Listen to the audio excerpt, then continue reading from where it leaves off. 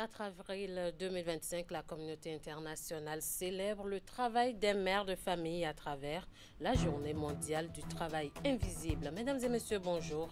Les titres. Libération des espaces publics annoncés dans un communiqué par le maire de la ville de Cotonou. Une équipe de la rédaction a fait le tour de Ménotin. Vous aurez le constat fait par notre équipe dans ce journal.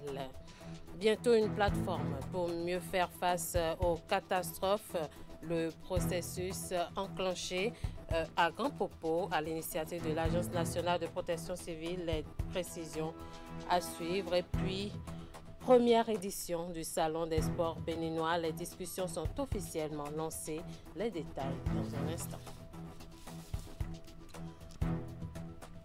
À nouveau, bonjour. Le communiqué du maire de Cotonou invitant les populations qui s'installent sur les trottoirs et les espaces publics à les libérer sous 15 jours n'a pas eu un écho favorable auprès des riverains de l'hôpital de Ménotin. C'est le constat fait bien sûr sur le terrain par Vigile Rodegnon et Simon Rolonou. Donc voici le point. Et autres espaces publics, ainsi que l'abandon ou le stationnement désordonné des véhicules, ont fait l'objet d'un communiqué de la mairie de Cotonou. Dans le message publié le 4 mars 2025, le maire de Cotonou dénonce une mauvaise pratique à l'origine de graves désagréments mettant à mal la libre circulation des personnes et des biens et portant atteinte à la sauvegarde des ouvrages d'assainissement de la ville. Mais à l'issue du délai de 15 jours accordé aux contrevenants pour s'exécuter et en dépit des opérations de libération des espaces en cours à travers la ville, on note encore dans certaines zones quelques résistances. C'est le cas notamment des riverains de l'hôpital de Ménotin. Nous sommes ici à l'entrée principale du dit hôpital, devenu depuis bien des années le quartier général des vendeurs d'articles de tout genre. Coussins, seaux en plastique, couches pour bébés, boissons, friperies pour ne citer que ceux-là. Juste en face, côté opposé, c'est un marché de fruits, de pain et autres repas qui s'animent sur le trottoir. Un peu plus loin, et nous voici dans le rayon des vendeurs de crédits et forfaits téléphoniques. Ces derniers dictent impunément leurs lois aux piétons qui, arrivés à leur niveau, n'ont plus d'autre choix que de décaler, discutant du coup la chaussée avec les automobilistes et les motocyclistes. Nombre d'entre eux nous ont confié hors caméra que c'est une situation qu'ils vivent depuis toujours et qu'ils sont même surpris qu'elle perdure malgré le communiqué du maire de Cotonou. Ils en appellent alors à la réaction des autorités pour mettre fin à ce bazar qui n'a que trop duré.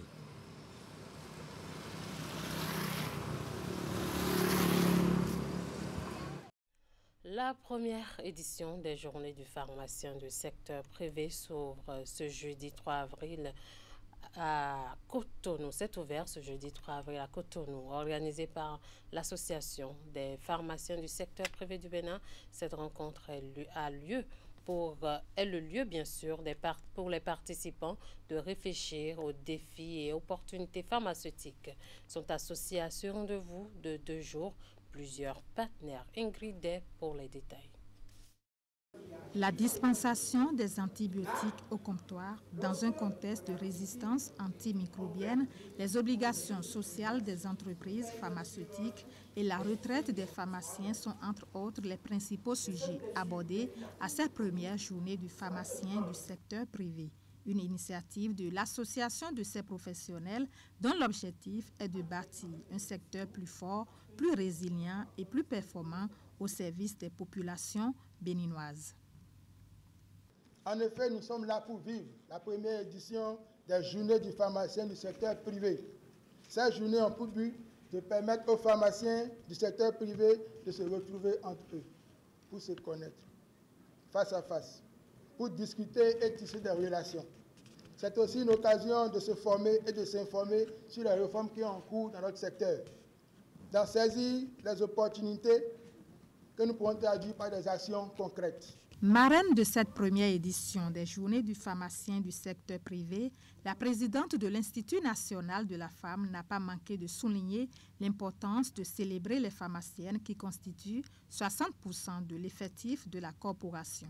Quant à l'Organisation mondiale de la santé, partenaire de ces assises, elle encourage cette dynamique et reste engagée pour accompagner les réformes dans ce secteur. Vous, pharmaciens, Dans la discrétion de vos officines, vous êtes souvent les premiers à tendre une oreille attentive, à offrir un mot réconfortant, à orienter vers une aide appropriée. Par votre engagement silencieux mais puissant, vous contribuez à sauver des vies et à redonner espoir à celles qui en ont le plus besoin. Une sensibilisation et de l'information permettant d'être plus outillés pour mieux jouer de tels rôles sont une piste possible de partenariat avec l'Institut national de la femme. L'OMS réaffirme son engagement aux côtés du Bénin pour appuyer les politiques pharmaceutiques, renforcer la régulation du secteur et promouvoir les solutions innovantes pour garantir un accès équitable aux médicaments essentiels. En marge de cette célébration ayant pour thème « Secteur privé pharmaceutique, réformes, défis et opportunités », les pharmaciennes ont été gratifiées par les organisateurs. Atelier de capitalisation à mi-parcours du projet pilote de prise en charge intégrée des enfants autistes lancé il y a 1 an dans les communes de Cotonou et d'Abomey-Calavi. C'est à la faveur de la Journée mondiale de sensibilisation à l'autisme célébrée le 2 avril. Le ministère des Affaires sociales et de la microfinance a organisé dans ce cadre cet atelier de capitalisation. Le projet vise à contribuer à la prise en charge sociale, sanitaire et scolaire des enfants atteints des troubles du spectre de l'autisme. La séance s'est déroulée dans la salle des tours administratives à Cotonou et a connu la présence des différents acteurs concernés. Le compte rendu, c'est avec Ouliat Sanoussi et Jocelyn Barriga. Un enfant autiste, vous êtes obligé de l'aider. Et c'est un enfant qui donne beaucoup d'amour à ses parents. Moi, mon garçon, je l'aime bien. Des témoignages poignants de parents d'enfants autistes retenus dans le cadre du projet pilote de prise en charge intégrée des enfants autistes dans les communes de Cotonou et d'Abomey-Calavi. Ce projet lancé en juin 2024 par le gouvernement fait ici objet de bilan à mi-parcours à cet atelier organisé par le ministère des Affaires sociales et de la microfinance. C'est un parcours de combattant de tous les jours, depuis l'enfance jusqu'à l'âge adulte. Tenez, je continue de laver mon enfant de 14 ans parce qu'il ne peut pas se laver tout seul. Donc c'est vous dire, c'est pour la première fois que le gouvernement entend notre cri de cœur en tant que parents. J'ai été touchée par tous vos témoignages. Ce qui m'a le plus touchée, c'est la manière dont vous vous exprimez sur vos enfants, leur beauté, leur intelligence, l'amour que vous avez pour eux, parce que c'est des enfants comme les autres. Et vous convenez avec moi que le paquet de services déployés en si peu de temps laisse percevoir déjà des petits progrès. Ce projet qui vient soulager les difficultés des parents vise à contribuer à la prise en charge sociale, sanitaire et scolaire des enfants atteints des troubles du spectre de l'autisme. 2 communications ont été présentées à l'occasion. La première sur l'autisme et les apprentissages met en relief l'importance des pratiques inclusives pour la construction des changements positifs en faveur des enfants autistes. La deuxième a porté sur le bilan à mi-parcours du projet qui a pris en compte une trentaine d'enfants dans les communes d'Abomey-Calavi et Cotonou. Ces résultats que nous avons sont des signaux de la qualité des interventions et de l'engagement de tous les acteurs impliqués. Vos témoignages, vos orientations renforcent l'engagement du gouvernement à financer intégralement la mise en œuvre de cette phase pilote afin de produire maintenant les évidences de la prise en charge intégrée des autismes et qui sait certainement que ce projet, après évaluation, pourrait s'étendre. Ce sera notre souhait et notre plaidoyer. Des recommandations et suggestions sont faites en vue d'opérer des réajustements et de renforcer les prochaines étapes du projet qui dure 12 mois. Par ailleurs, des appuis ont été également remis aux bénéficiaires du projet par la ministre des Affaires sociales. On parle maintenant d'un atelier de sensibilisation des dirigeants des systèmes financiers décentralisés sur les enjeux et implications de la nouvelle loi uniforme portant réglementation de la microfinance. Il s'agit pour les acteurs de l'écosystème de la finance de réfléchir sur les actions préparatoires à la mise en conformité avant la promulgation de cette loi. La loi va permettre de répondre au mieux aux enjeux de financement au Bénin. Florence Bossa et Idem Pévion ont assisté à la cérémonie d'ouverture des travaux au Palais des Congrès de Cotonou. Voici le compte rendu. La nouvelle loi uniforme portant réglementation de la microfinance de l'UEMOA est l'objet des débats entre ces différents acteurs de l'écosystème de la finance au Bénin. Ce cadre juridique permet de mieux répondre aux enjeux de financement des économies de l'Union et de stabilité financière. Il induit entre autres des réformes telles que le renforcement de la gouvernance des institutions de microfinance en place et l'instauration d'un capital minimum. Cet atelier de sensibilisation est essentiel. Il s'agit d'un espace de dialogue, de partage et de collaboration pour examiner ensemble ces différents points ci-après. Les implications concrètes de cette loi sur la gouvernance, les opérations et la gestion des risques de nos institutions. Les stratégies à adopter pour se conformer aux nouvelles exigences sans compromettre notre mission. Il ne s'agit pas simplement d'une loi de transition, mais c'est une loi de réforme. L'article 168 de cette nouvelle loi dit, à jour J+1, à partir de la date de promulgation, 12 mois plus 1 jour, tout SFD qui n'est pas en conformité, son agrément est réputé retiré. La loi uniforme a été adoptée le 21 décembre 2023 à Dakar. Certains pays de la sous-région l'ont déjà internalisé. Au Bénin, ce projet est déjà au Parlement pour examen et vote. La rencontre vise les actions préparatoires à la mise en conformité de ce cadre juridique. L'intégration de l'Agence de surveillance des systèmes financiers décentralisés dans le programme BEN 005, Finances inclusives et innovantes, vise pour nous à contribuer en termes d'objectif général à la réduction de la pauvreté des populations au Bénin. Ces différentes interventions ou accompagnements au niveau du Bénin, nous espérons pouvoir contribuer à améliorer l'accès et l'utilisation des produits et services financiers abordables, adaptés aux besoins des populations adultes dans un environnement sécurisé. La présentation de la situation du secteur de la microfinance au 31 décembre 2024 au Bénin, les grandes lignes de la nouvelle loi uniforme au Bénin et état des lieux de la conformité des systèmes financiers décentralisés à la nouvelle loi sont les communications qui ont meublé les travaux. Tournée du président du Conseil économique et social dans les 12 départements du Bénin. Conrad Baguidi a démarré son périple par Natitingou dans le département de l'Atakora mardi 1er avril 2025, accompagné pour la circonstance des vice-présidents Amounda Razaki et Emmanuel Goulou. Il est allé lancer officiellement les activités des conseils économiques et sociaux départementaux afin d'engager un dialogue plus direct avec les acteurs à la base. À sa première étape, c'est l'épineuse question de la consommation de l'alcool frelaté et son impact sur la jeunesse qui a été soulevée par les différents acteurs. Alassane Arouna pour les précisions. Face au président du Conseil économique et social, accompagné pour la circonstance de ces deux vice-présidents, les membres de la coordination départementale du CES à Takora, élargis aux élus communaux et aux représentants des différentes couches socio-professionnelles du département. L'enjeu étant de lancer officiellement les activités de ce démembrement du Conseil économique et social afin d'engager un dialogue plus direct avec les différents acteurs du développement à la base. Je rappelle que le CES, le rôle du CES, c'est de travailler à l'amélioration des conditions de vie de nos populations.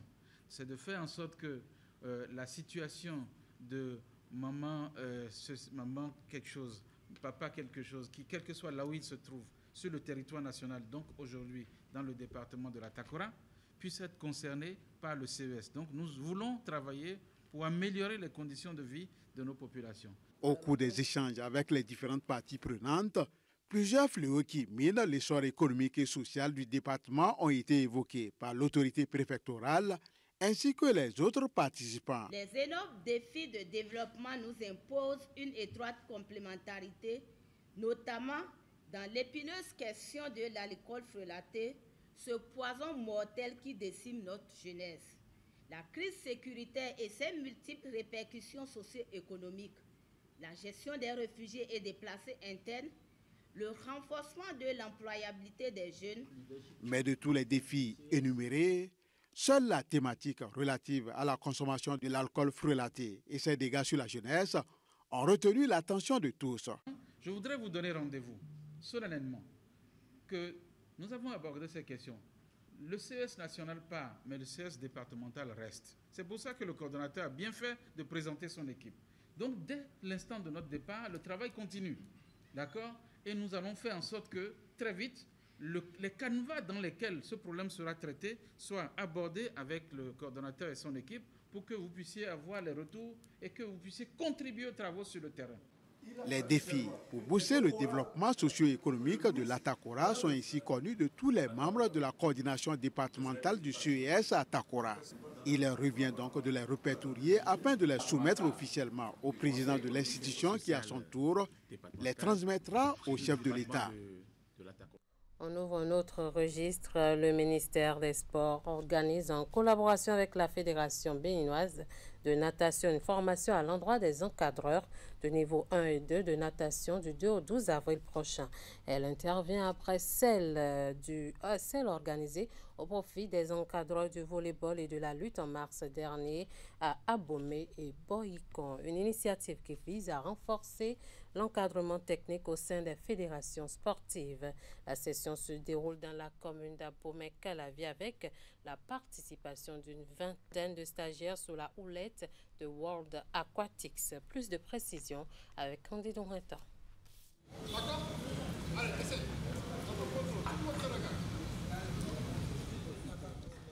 C'est une première pour les encadreurs de clubs de pratique de natation au Bénin de bénéficier d'une formation qualifiante. Certains veulent que ça arrive, d'autres aimeraient que ça arrive, et les autres font que ça arrive. C'est l'une des ambitions de la fêtier en charge de la natation au Bénin pour le compte de la saison sportive 2025 qui se concrétise. Après avoir initié des réformes il y a 2 saisons en vue de bien former ses athlètes dans les différents clubs, le besoin des encadreurs aguerris en la matière s'est fait ressentir. Une balle qu'a pris au rebond le ministère des Sports. Le gouvernement, à travers le ministère des Sports, accorde une importance particulière au renforcement des capacités des acteurs du secteur, afin de favoriser l'émergence d'une élite sportive et digne de ce nom. Quant aux bénéficiaires de cette formation, je vous encourage à faire preuve d'assiduité, de curiosité et de professionnalisme tout au long de cette session. Vous avez entre vos mains l'avenir de nos nageurs et la responsabilité de porter haut les couleurs du Bénin dans cette discipline. Les actions du gouvernement béninois dans le but de garantir un accompagnement de qualité aux jeunes talents se poursuivent donc. 25 stagiaires bénéficient de cette session prévue s'étendre sur 10 jours et dirigée par l'expert de World Aquatic. La fédération béninoise a souvent participé à des compétitions internationales. Je ne dirais pas par ces athlètes internationaux, mais avec ces athlètes locaux au pays, il est souvent au pied du podium. Ce qui veut dire qu'il leur manque un peu. Donc la raison se justifie de sélectionner les 15 meilleurs encadreurs pour leur donner un niveau supplémentaire qui leur permet de combler ce gap, afin que les Béninois nés ici, grandis ici, soient bien encadrés pour amener des titres. La formation des encadreurs de niveau 1 et 2 de natation vient donc professionnaliser les moniteurs béninois en leur offrant les connaissances théoriques et pratiques qui leur permettront de mieux encadrer les athlètes afin de contribuer au rayonnement de la natation au plan national et international. Je l'ai annoncé en début d'édition, première édition du Salon des sports béninois. L'événement a été officiellement lancé par le représentant du ministre des Sports en présence des acteurs sportifs et membres des différentes fédérations. Initié par Global Management Sport, les participants et les différents panélistes échangent pendant 2 jours sur les différents aspects pouvant permettre de booster le développement du sport national. Suivez le reportage de Julie Cho et Elvis Tounoukoua. Ce salon vise à travailler en étroite collaboration avec tous les acteurs engagés dans la professionnalisation du sport béninois. Axé sur le thème marketing, communication et journalisme, quelle synergie pour le développement du sport béninois? Les discussions vont tourner autour des sujets notamment le financement et les investissements dans le sport, la communication numérique et le rôle des médias sociaux, les stratégies de monétisation pour le développement du sport béninois. Le développement du sport ne peut se faire sans l'engagement de tous, institutions publiques, sponsors, journalistes sportifs et supporters. Ce salon est donc un appel à l'action. C'est le temps pour nous d'unir nos forces pour bâtir un écosystème sportif solide, attractif et durable.